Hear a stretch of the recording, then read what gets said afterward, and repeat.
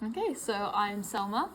I trained to teach last year, so 2023/2024, and I am a science teacher specialising in physics. So why did you decide to become a teacher?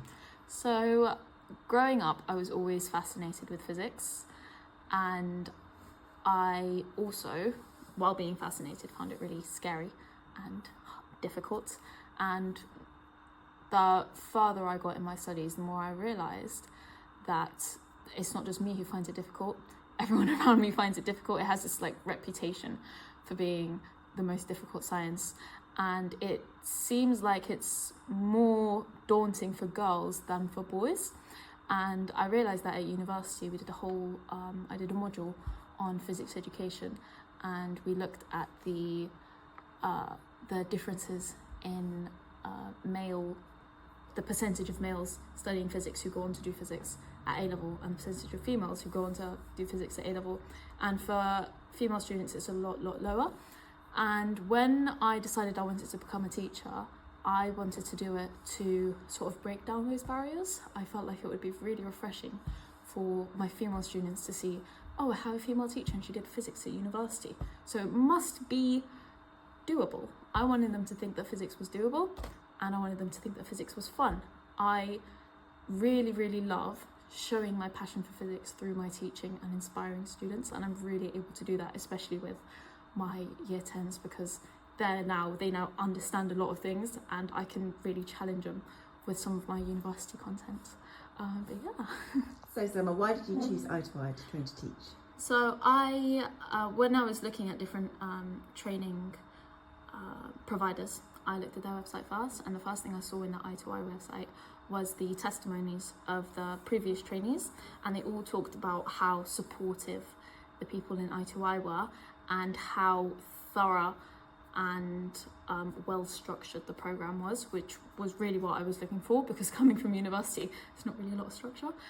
So I really wanted someone to sort of guide me through this process well. I also I read there why should you come to i2i, and they highlighted how it was a responsive program, and you'd get a lot of support and you'd get really good feedback for your work. And when I came in for my interview, I really felt that. So Liz interviewed me, and she asked me a question, and she said, have you ever been given feedback that you thought was unfair? And I never thought anyone would ask that question, because to me feedback is feedback. And in university I used to get really bad feedback. It would be like a question mark, or like this is too basic. So some really not that good feedback. And when she asked that, I was like, wow, they really care about their trainees. And that's what sort of gave me the final push to just say, I'm gonna go and I'm gonna do my training with i2i. And yeah, just to throw it in there, they have Ofsted Outstanding, which is, the cherry on top. But yeah, the program is amazing, and that's why I chose to train with i2i. And how did you find the training? The training was great. From the jump, I felt that it was going to be really structured. So we had 2 induction sessions where they ran through in detail what we would be doing each term, down to what we'd be doing each week. And they gave us why we do it. They didn't just tell us you're gonna practice modelling. They'd give us the reason behind why, and they'd give us the research. So it really was research heavy. We learnt about Dylan Willem and his research behind assessment for learning, and I really loved. They wouldn't just say oh, mini whiteboards, assessment for learning is good for your students. They'd give us the exact reason why, and they'd give us the research behind why. And another thing I loved about the program was it was very gradual. So the first few weeks we only had to observe. After that we did the register.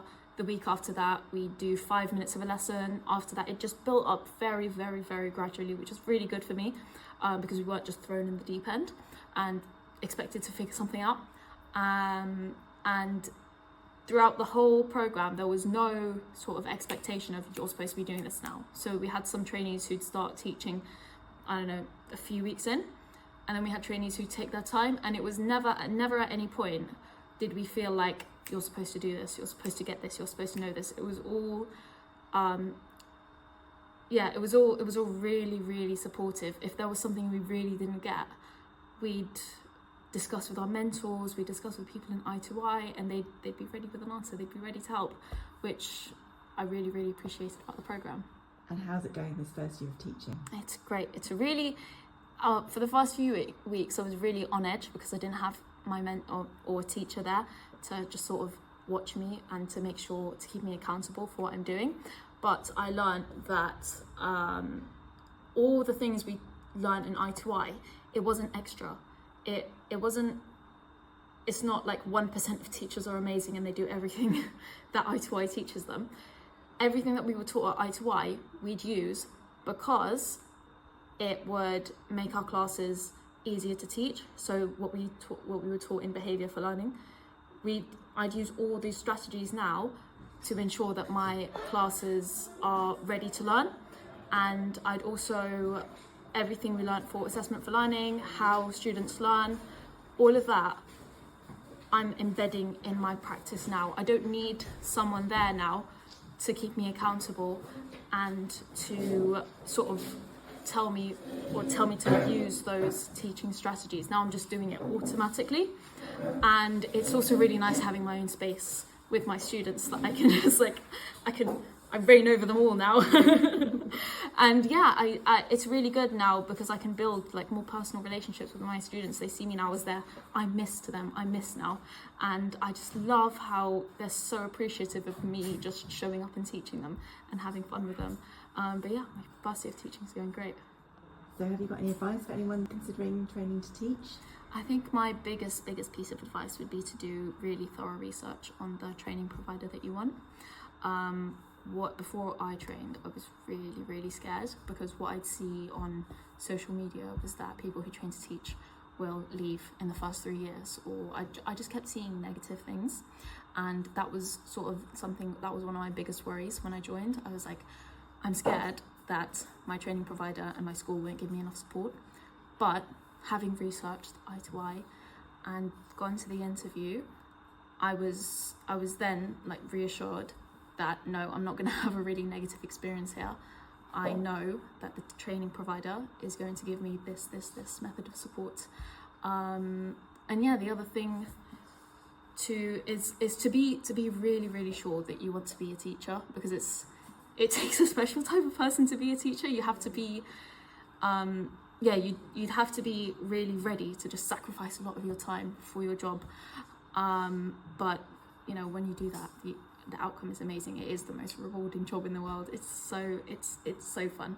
So yeah, just make sure you research the training provider.